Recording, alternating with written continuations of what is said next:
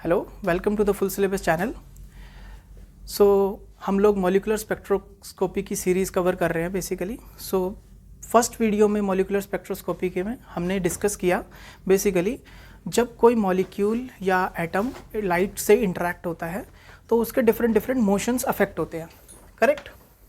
तो आज हम बेसिकली क्वांटिटेटिवली जानेंगे कितना रोटेशनल मोशन उसका अफेक्ट होता है, तो उसकी शेप पर बेसिकली वो डिपेंड करेगा, राइट।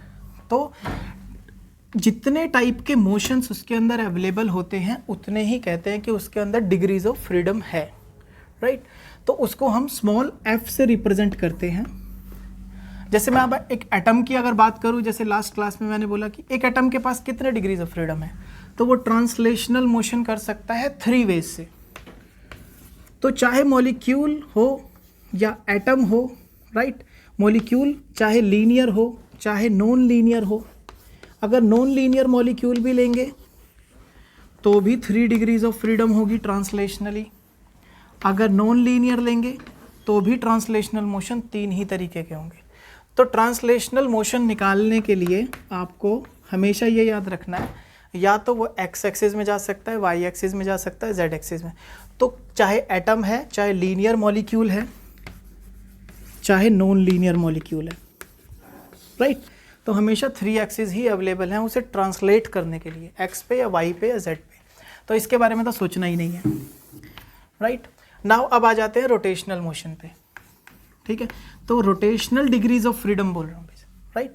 तो रोटेशनल डिग्रीज ऑफ फ्रीडम अगर मैं कैलकुलेट करूँ एटम के लिए, तो क्योंकि उसके पास rotation is a property of a bond, और you can say it is a property of a stick, right.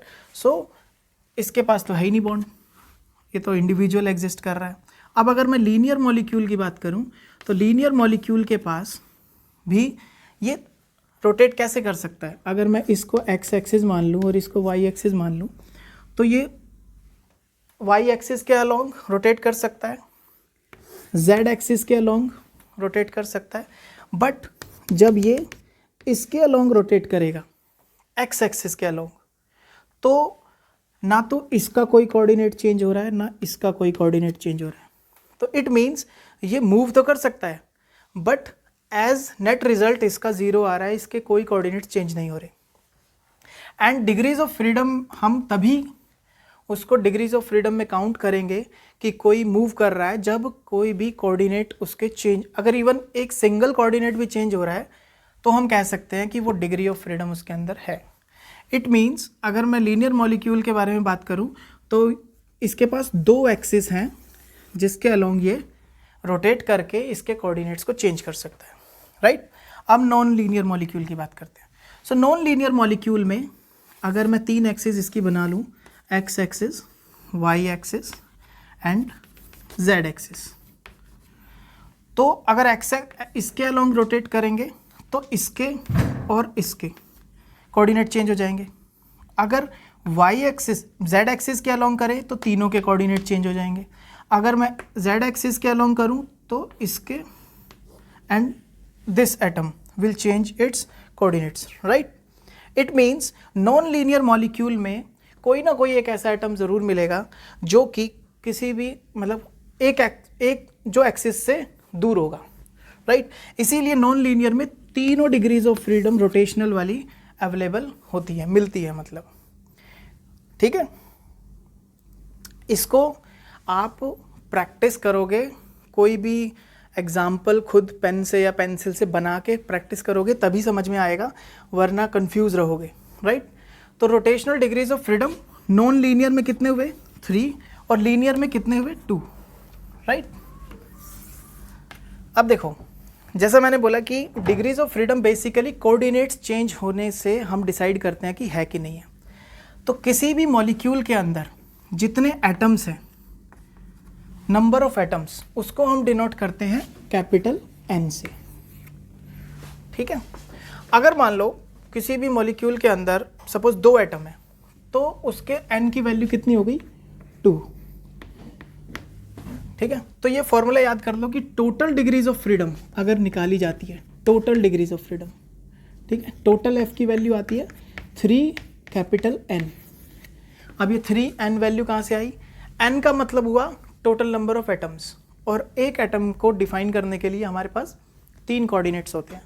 तो अगर n नंबर ऑफ एटम्स हैं तो 3n number of coordinates available हैं, तो जिसकी वजह से 3n उसका टोटल डिग्रीज ऑफ फ्रीडम हो गया। अगर 3n का 3n मतलब जितने कोऑर्डिनेट लिए थे अगर नहीं चेंज हुए तो डिग्री ऑफ फ्रीडम 0 है। अगर नहीं चेंज हो रहा था किसी भी मोशन से, अगर कोई भी एक चेंज हो जा रहा है तो वो काउंट करेंगे, करेक्ट। तो अगर n की वैल्यू 2 है तो टोटल डिग्री ऑफ फ्रीडम कितना आ गया, 3 × 2 = 6 डिग्री ऑफ फ्रीडम आ गया। अब इसी में रोटेशनल भी आ जाएगा, ट्रांसलेशनल भी आ जाएगा और वाइब्रेशनल भी आ जाएगा, ठीक है। ट्रांसलेशनल की चिंता करने की ज़रूरत है नहीं, 3 चाहे एटम लीनियर या नॉन लीनियर हो। रोटेशनल में एटम में 0 रहेगा क्योंकि रोटेट कर ही नहीं पाएगा। लीनियर में 3 एक्सिस होती हैं, एक एक्सिस एक्सक्लूड हो जाएगी, और नॉन लीनियर में तीनों ही कैलकुलेट हो जाएंगी। तो अब जो फॉर्मूला बना, अब बच गया है vibrational degrees of freedom, right, vibrational motions. तो टोटल होती हैं 3n, करेक्ट। तो 3n है तो एटम के लिए तो 3n ही रह जाएंगी, राइट। तो वाइब्रेशनल कितनी होंगी इसके लिए 0। टोटल 3n है जिसमें से, क्योंकि एटम के पास सिर्फ लीनियर ही ट्रांसलेशनल मोशन अवेलेबल है तो ये तो होगी 0 वाइब्रेशनल। देन लीनियर के लिए 3 + 2 5, तो टोटल है 3n, माइनस कर दो इसमें से 5, तो ये आपका आ गया लीनियर के लिए वाइब्रेशनल डिग्री ऑफ फ्रीडम। और इसके लिए कितनी आ गई, 3n - 6, राइट। सो इस फॉर्मूले को इस्तेमाल करके आप अगर लीनियर मॉलिक्यूल है तो 3n - 5, नॉन लीनियर है तो 3n - 6, ठीक है। तो समझ में आया, लीनियर के लिए कितना हुआ, 3 2 3n - 5, ये याद कर लो। नॉन लीनियर के लिए कितना हुआ, 3 3 3n - 6। एग्जाम में बेसिकली आपसे पूछा जाता है कई बार कि जैसे CO2 के वाइब्रेशनल डिग्रीज ऑफ फ्रीडम निकालो, तो आप सबसे पहले जैसे एग्जांपल ले लेते हैं CO2 का ही, ठीक है, CO2। अब आपसे पूछा वाइब्रेशनल डिग्रीज ऑफ फ्रीडम निकालो, तो आप ये फार्मूला यूज़ करोगे, ये डिपेंड करेगा कि आपको CO2 की शेप पता भी है या नहीं पता, ठीक है। अगर आपको CO2 की शेप पता है, अगर नहीं पता है तो फिर इसको सीख लेना कि कैसे निकालते हैं, हाइब्रिडाइजेशन से ज्योमेट्री और ज्योमेट्री से शेप कैसे निकालते हैं, ठीक है। तो फिलहाल मैं आपको बता देता हूँ CO2 की शेप लीनियर होती है, राइट। अब जैसे ही ये पता चला कि ये लीनियर मॉलिक्यूल है और इसके अंदर कितने एटम है, 1 2 3, तो इसकी 3n वैल्यू कितनी हुई, 3, n की वैल्यू आ गई 3, तो 3 3 = 9, तो 9 तो आ गई इसके अंदर टोटल डिग्रीज ऑफ फ्रीडम। अब आपको पता है लीनियर के अंदर 3 ट्रांसलेशनल और 2 रोटेशनल। अगर कई बार ये भी पूछ लेता है ट्रांसलेशनल, रोटेशनल एंड वाइब्रेशनल सबका स्प्लिट बताओ, ठीक है। तो इसके अंदर हो गए 3 2 और 3 3 = 9, 9 - 5 मीन्स 4, तो 4 आ गए आपके 3n - 5 फॉर्मूला से 4 वाइब्रेशनल डिग्रीज ऑफ फ्रीडम, ठीक है, ओके। अब 4 वाइब्रेशनल डिग्रीज ऑफ फ्रीडम का मतलब समझ रहे हो ना क्या हो रहा है, मतलब CO2 का जो बॉन्ड है वो कितने कितने तरीके से वाइब्रेट कर रहा है। हो सकता है वो सिमेट्रिकली स्ट्रेच कर रहा हो, एसिमेट्रिक स्ट्रेचिंग हो रही हो, बेंडिंग हो रही है उसके अंदर, वो अलग क्लास में डिस्कस करेंगे कि ये 4 कितने कितने वेज में आगे जाके डिस्ट्रीब्यूट हो। एक एग्जांपल और ले लेता हूँ, जैसे CH4 ले लेते हैं,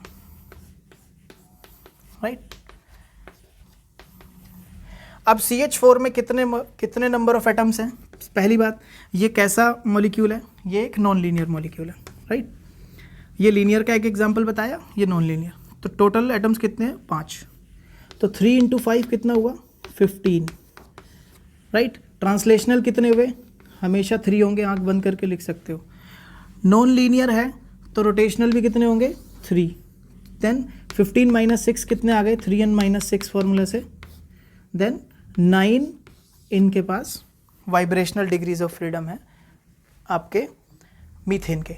अब मैं आपको एक C6H6 इसका आप खुद कैलकुलेट करके बताना, और एक इथाइन मॉलिक्यूल है, इन दोनों का आप सॉल्व करना और कमेंट्स के अंदर इसके आंसर देना।